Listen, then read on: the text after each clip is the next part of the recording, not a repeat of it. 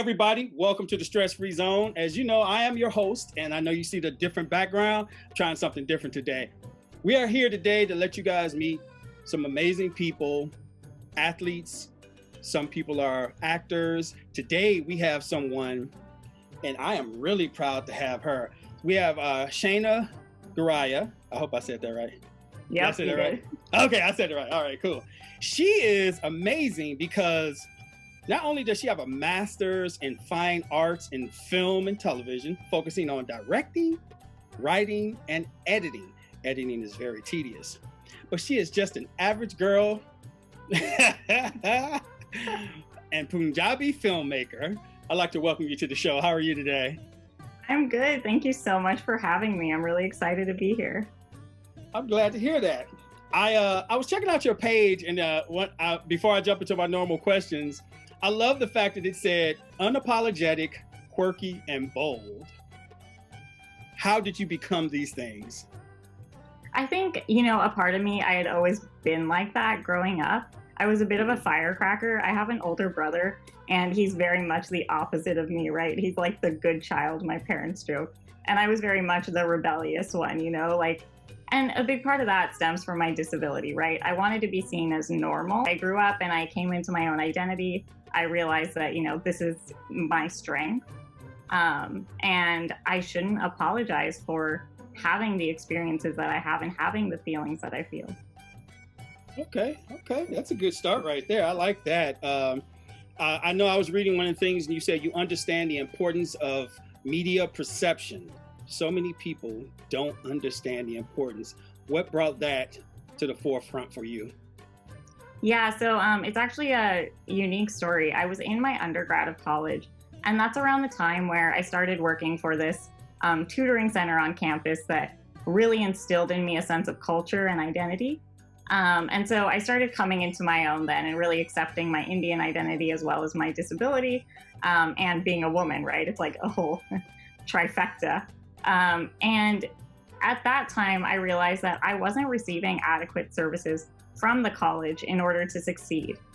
All I needed was a desk, a wheelchair accessible desk, and I was being denied that.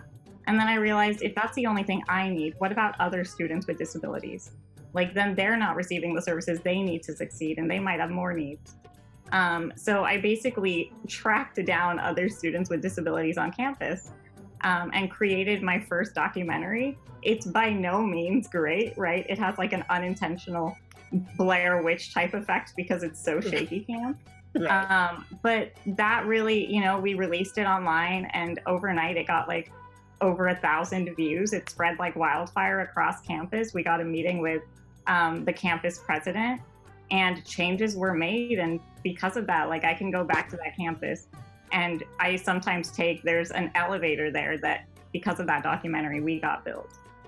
And it was so rewarding.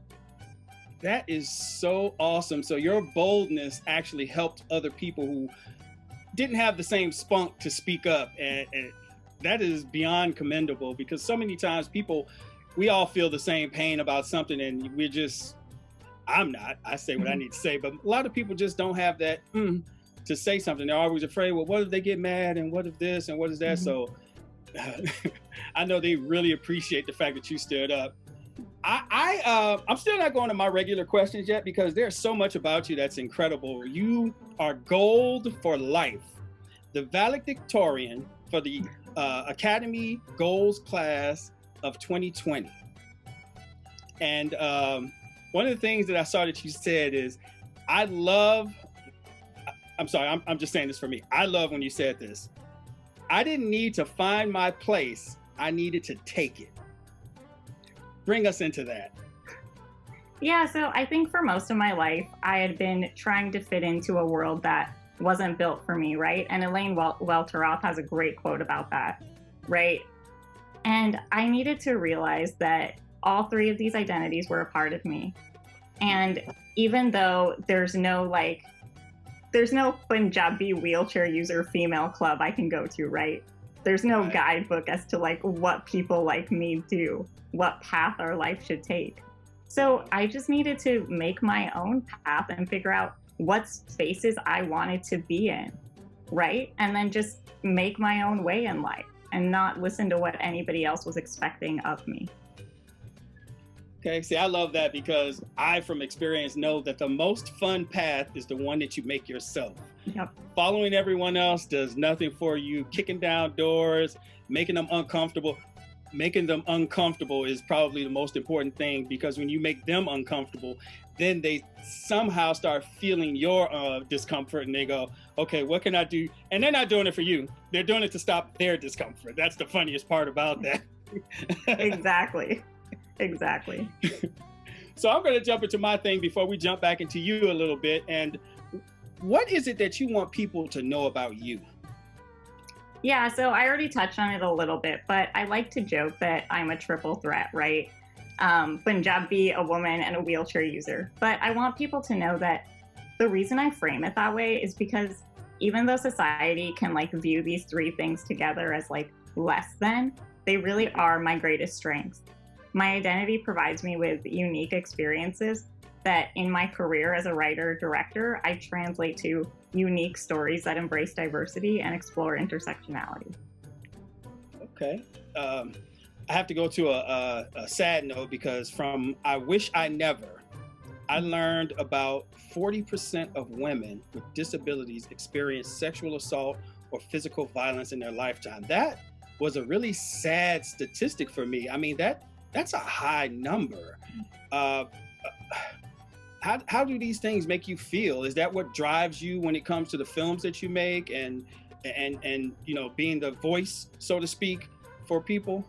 Yeah, so I mean, we talked about a little bit about how media can shift public perception, and a big reason why, you know, women with disabilities, these statistics are not talked about, is because women with disabilities are not seen as sexual, right? People with disabilities in general are given this identity of being asexual without even given a choice. We don't see ourselves in media as being in relationships, right? And so that's kind of why we fly under the radar with these statistics, because people don't even know or realize how many of us are in relationships. And so because of that, it makes us highly more vulnerable to this stuff, to abuse. And so it's a very serious issue. I'm not an expert in it, but you know, I have plenty of resources where people can learn more about and get help if they are in these situations themselves.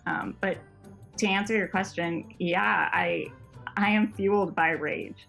That's kind of what I joke about, right? Like, if you know me, you know that I'm a very calm, kind of relaxed person most of the time, but a lot of my emotions come out through what I write, what I create, the documentaries I make. And they, in a sense, help me, one, push for better change, and two, help understand issues more. I'm hoping that the information that you had for people, I'm hoping that we get a chance to put that up on our show so that people can find the help that they need. I'm all about helping people, and it's a sad statistic, and I'm hoping that we can do things to change that. Definitely. And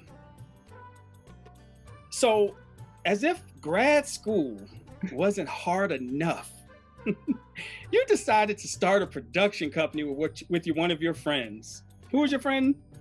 My friend is Anthony Golden Jr. He is a great person. It's actually really funny because I went to the first day of USC, right, where they were giving us a little tour. I saw Anthony and I didn't know him. And he was walking around looking like a superstar, right? Sunglasses and a suit. And I was like, oh my gosh, people talk about famous people being at USC all the time. Maybe he is one. And then we ended up getting, sitting together at a table. And then after that, he ended up getting placed in all my classes. So we had all of our first semester classes together. And from there, 3 years later, we have a production company together. So I got really lucky with him. And I remember we were sitting in my dorm and he was just like, we should start our own production company. And I had a huge headache. I was like, we have so much work to do. No way. And he was like, let's do it. And I was, I'll jump into any fire with Anthony Golden Jr. That's a very good thing to hear. And I wish you guys the very best with this. I hope this blows up into something huge. Again, I just have to say again, because I remember my college days and oh my God, I didn't even do grad school and I knew how hard grad school was. So I couldn't imagine doing both of those at the same time. So hats off to both of you for having the will, because I'm pretty sure that's what it took to get it going. Yeah, it was a team effort. Thankfully, our production company is doing well, even in COVID. We're really grateful, and we're going to be making our first feature film in 2022. Nice. That is great to hear. So I want to ask, how did Blackmagic Designs help you bring viewers behind the lens of disability? Yeah, so Blackmagic Design, I mean, one, they're just a great camera. They have this like grip feature that's easier for me to use as a woman with a disability. So what happened was we entered in the Easter Seals Disability Film Challenge, which is a great organization for filmmakers with disabilities. And it's a 3-day thing. So you have to write, direct, and edit a film all in 3 days. And we were only able to accomplish that with a Blackmagic because it was able to move us from like different lighting situations very quickly. And also just like it was easier, you know, if the DP handed it to me, since a lot of us were wearing multiple hats that day, because we were all just, it was only like 6 of us from USC that made it. And so Blackmagic has, at every step of the way after that we made that film, helped us out in that sense, in terms of like providing us with resources or letting us know about accessible equipment, because that's one of their big missions right now, is access for all. Nice. That is wonderful. When I was in school, I didn't go to film school, but the one film class I took, we used a Bolex camera. And I don't know if you know what a Bolex camera is, but that's, you crank it up and you get 20 seconds of film. And I remember I did my first, it's called a human cartoon film with some of my buddies, and there was a lot of that crisscrossing. It took me forever. Crank, crank, crank. Crank, crank, crank. So I love the fact that they gave you something that was so much easier, because Bolex was so I'm so happy that Blackmagic did their thing. And I'm going to go to this. If you could have a conversation with anyone, famous or not, alive or not, who would it be? This is such a hard question. This is so difficult.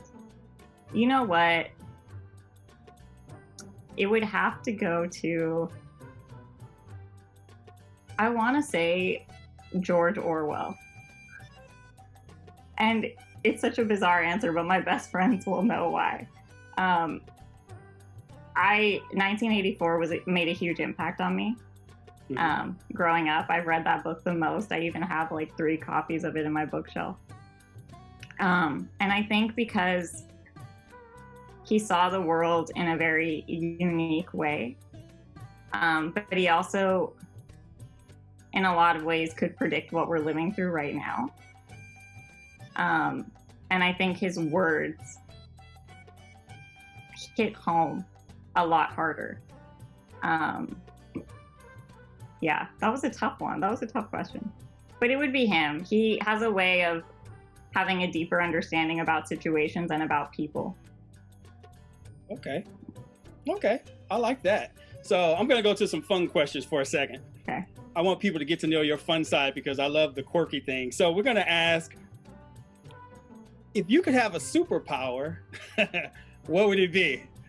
Ooh, honestly, it would be, okay, that, I don't know if cloning myself is a superpower, but it would be that, because then I would be able to do so many more things. You know what I mean? Like if I could have multiple me's, I could be able to like volunteer at the same time that I'm like doing this work, at the same time that I'm making a movie. So yeah, it would definitely be that. That would be a superpower, because I don't know the superheroes thing a lot, but I do remember one that could multiply himself. So I'm going to say that's a good one right there. I like that. I love asking that question because I never know what people are going to say. And I've gotten some of the like one guy was shy, but his you would think invisibility would be his choice, but he didn't pick invisibility. And I was like, okay. So I love how people kind of go against that. Yeah. So I'm going to go into another crazy question. You know what? I don't ask this one very much. So let me ask you, do you have a celebrity crush? Yeah, Harry Styles, like without question. Okay. He defies norms. He just is unapologetically himself. He is bold and he is quirky. Harry Styles, 100%. Okay, I like that. And you're a busy person. You're always doing something. But I know you have to have some downtime. What do you do for fun in your spare time? Yes. So in my spare time, I love gaming, actually. I wouldn't call myself like a gamer because it's not that intense. It probably would be if I wasn't so busy, if I'm being honest. But yeah, I love it. I play online with my friends. Anthony Golden Jr. is one of them. We joke that it's like team building activities for our production company, right? But it's just us messing around. Red Dead Redemption 2 is my favorite video game, and I love the Zelda series. Okay. I myself am not a gamer, unfortunately. I'm now Dave and Buster's. I'm all day. I'll go there any day of the week. I love to Dave and Buster's. That is my friends who drink learn because I don't drink and they need a designated driver. So once they learn that, yeah, they don't say, Randy, you want to go to the bar? They go, hey, you want to go to Dave and Buster's? And I'm like, yes. Yeah. So that's their getaway. Yeah. So you like Dave and Buster's? I do like Dave and Buster's. I like going to any kind of arcade game place. It's fun. Like for us creatives, it's so fun to let your inner child just run. Just let that inner child have all the fun they can have, because when you get back to the work, the stress level shoots back up. Exactly. So let's talk about music. When you're trying to get into your zone, to kind of clear your head, is there a song in particular that you like to play that kind of gets you juiced up?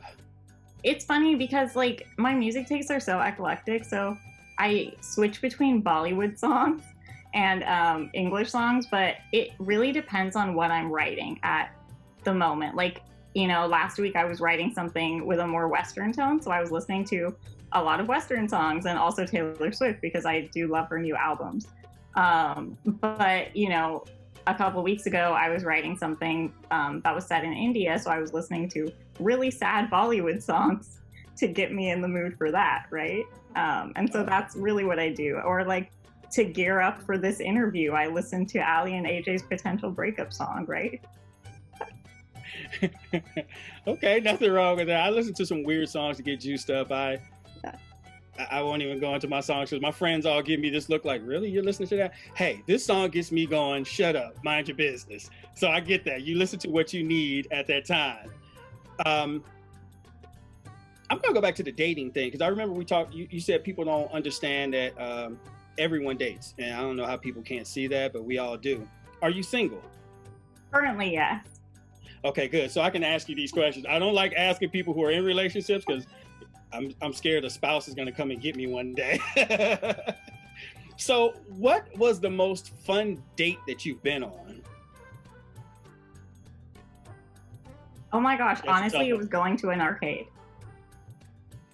I feel you on that. I'm a firm believer that first dates should be either a bowling alley or an arcade so that you can gauge whether or not you can have fun with this person. People always, oh no, you need to go to dinner. Everyone's on their best behavior at a restaurant eating dinner. I need to see you.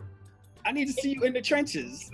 Yeah, like I need to know if you're going to be my partner in crime. Like when we play that, duck hunting game. Right. Do you get mad and throw the controller because you lost? Those things are important to me. I don't, because I'm really scared about damaging any of my controllers. See, but those are the things that you like because you're like, okay, at least when they lose, they don't get mad. For me, I know some women feel like guys don't like a woman who can beat them in games, and that pisses me off.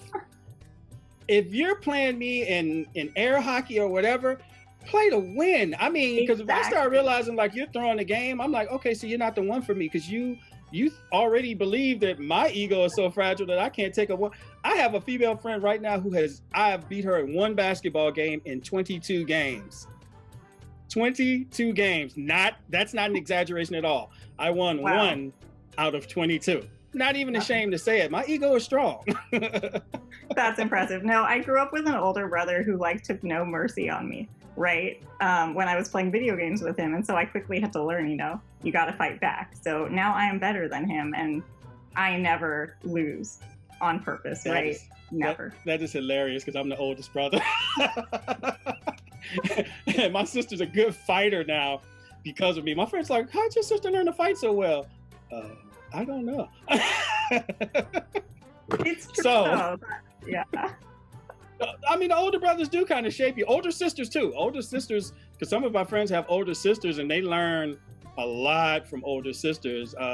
Sometimes I kind of wish I was not the oldest so that I can kind of get some of the stuff that they got, instead of, when you're the oldest, you learn on your own and then you make mistakes and then they learn from the good stuff. Yeah. Okay, so I'm going to ask you, because I forgot to ask you this, who inspired you to do the things that you do? And if it's yourself, you could say yourself.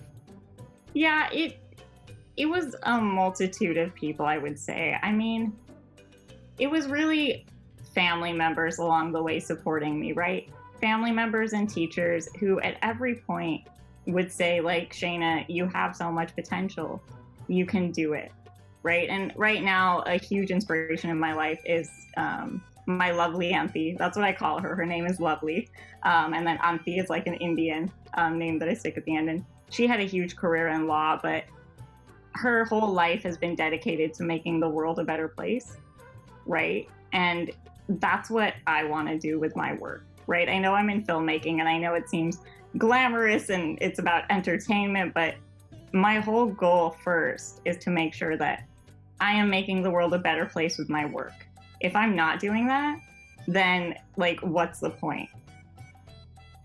That is beautiful right there, because so many people don't realize that art can shape the world. And if you're doing nothing but stereotypes or violent things, if that's all you're doing and violent just for the sake of violent, you're not helping society at all. And there's nothing wrong with those in their place. But if that's all you do, then what are you giving back to society? I feel that 100%.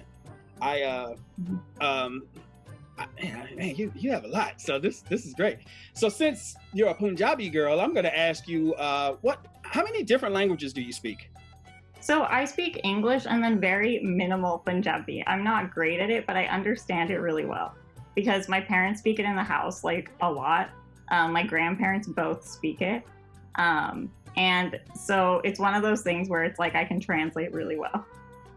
I get that. My friend, she speaks 6 different dialects. She was trying to teach me a word and then made the mistake of telling me that there's like 7 ways to say it. And I'm like, I'm not going to know the right time to say those words. So I'm just going to stop. I'm just going to go somewhere else. So now that I know that, that's cool right there. So if you weren't doing filmmaking, what else would you do? I would be in politics. I was actually, so it's funny because my old professor loves to give me grief about it. But in my undergrad, I switched majors 4 times because I just couldn't find my place, right? I was trying to find it and not take it. And because of that, like I went the whole route of not knowing what I was doing. So I started off in politics and then I realized that I had very little patience. And not that that's wrong, right? Like some people have patience to go through the system and I just didn't. And I found myself writing political satires on the side during class. And so then I switched to English and then I switched to social work. And then I finally took my place in film. But yeah, I would definitely be in politics as a progressive, more AOC style. AOC and Bernie. It's kind of funny because when you said that, it was immediate. It was like, I can see that because you're really calm, but for some reason, everything I've seen and heard about you, you seem like you would be the most dangerous person to debate because no matter how mad they got, you would just calmly hit them with the facts like, oh, you're mad? Fact. And just sit there and leave them frustrated. How true is that? It's true, no, but like, I mean, my parents would say it's not true because sometimes I get a little firecrackery, but only with them, right? Right. Yeah, no, but facts are so important. And honestly, like, why waste energy getting upset and yelling when you can just say the truth? I learned that from my dad. He's the first one to say things that people get mad. And he's like, his favorite phrase, call me a lie. And every time he says that, they shut up. And I'm just like, oh, wow. So as Oh long my as you gosh. hit them with the truth, they can't argue with you. I mean, every time they get mad, he's like, call me a lie. And then and the conversation's over. And I'm like, I'm going to use that like forever. So now my whole thing is, my friends laugh at me because I'd rather tell the truth than lie, because I've been yelled at more for telling the truth than people have been yelled at for lying. But I feel like at the end of the day, call me a lie. Like, exactly. I'm going to take that from your dad. Like that. Yeah. I'm going to start using that. I think it's probably one of the best things ever. So I want to know, what career advice would you give to someone who's trying to come into film? Yeah, so I'm actually mentoring someone right now, and that's really what I hope to do. Me and Anthony Golden Jr. especially, like once this company becomes bigger, because it's so important to us that we support people like people have supported us. And so for anybody who thinks they want to go into film, like, one, definitely explore it, because it's not for everybody. It does kind of take over your whole life. I had many friends who went through the film program with me who, you know, at the end decided to change their minds, because again, you kind of have to be a workaholic, honestly. And so my thing is, try it out, but two, don't get scared about logistical things, right? Don't think, oh my gosh, I don't live in LA, so I can't be a filmmaker. Don't think camera equipment is so expensive, so I can't be a filmmaker. Don't let any of those things stop you, because we literally all have access to phones right now, right? And you can make a film that can launch your career. So focus on storytelling, focus on making home videos, right? Because it'll make you so much better. And yeah, just follow what you like to do. That's really good advice, because I'm a really good storyteller. I make mistakes, but my mistakes are things like I didn't put the transition in the right spot, things like that. But the one thing people always say is, man, your stories are good. All right, cool. So these are fixable mistakes. Let's go ahead and worry about, those things. And so that's really good advice, because so many times now, the way the film industry is, we kind of get beat down when you're trying to get in the industry, and because you feel like you have to be perfect. Because some people, I won't read your script if there's a single mistake. If your period isn't there, you get these kind of people, and it's really destroying people who are really talented. It's stopping them from coming in, and they end up going, I'll do something else. You may have lost a phenomenal storyteller.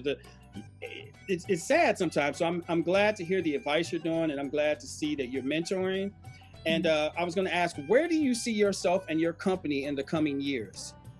Yeah, so early 2022, we are making my feature film. I have two amazing producers on board, Giselle Johnson and Jack Walterman, both of whom I met through like my USC connections. And we're gearing up for that. So excited about that. It's literally taking over my life.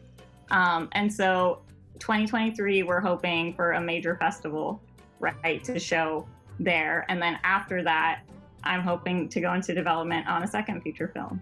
I just want to keep at it, right? Want to keep going. And I have some shows that are being shopped around right now at studios. So multiple fires going on.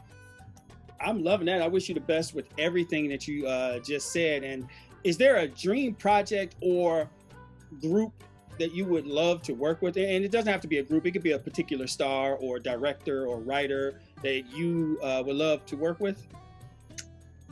I love this Bollywood director, Vishal Bhardwaj. And right now I'm making a film about this, like, too. Huh? I actually know who that is. Oh, amazing. Yeah, he does like Shakespearean adaptations. And he makes them in India, and it's amazing. And yeah, the film that I'm making, my feature, is actually about, a conservative Indian family, and it's a very dark comedy. And he does that so well. So I would love to work from him and learn from him. And yeah. Okay, I'm gonna keep up with you and everything you're doing, because I love dark comedies. I love it. Anything dark is my thing. And if you knew me, you'd understand. It's the funniest thing. I'm bubbly, but at the same time, that kind of stuff is just like, that's my thing. I can't get enough of it. The more bubbly people usually are into dark comedy, right? That's how we offset everything. Exactly. Because the person will like, hey, and then afterwards you're like, okay, let me get to something good. Yeah, and then your friends look at you weird. Like, you're what? You're that twisted? Yes. Oh, man. My friends look at me. They look at me probably 3 or 4 times a week trying to figure out, like, what in God's name made you do the things that you do? And I'm like, I don't know. Like for example, the song I was talking about. The song is called How Soon Is Now, and it's by the Smiths. And they're like, how could that be a song that inspires you to dance? Because the song is actually talking about a guy who is so shy, he becomes just basically frozen with fear when it comes to trying to talk to anyone, a woman or anything like that. Oh, my producer just gave me the minute sign. So that's my song that kind of gets me juiced up. Shaina, I want to thank you so much for coming in here. You gave me so much, and we're going to make sure we put your stuff up so that people can see it. I'm wishing you the best with everything you're doing. I can't wait to see your film. It was absolute pleasure. And everyone, as I always say at the end of my show, live, love, laugh. Live for the moment. Love those that are there for you. Laugh and have fun. Life is too short. This is Randy Stress, and you guys have a blessed day. Thank you, Shaina. Thank you for having me.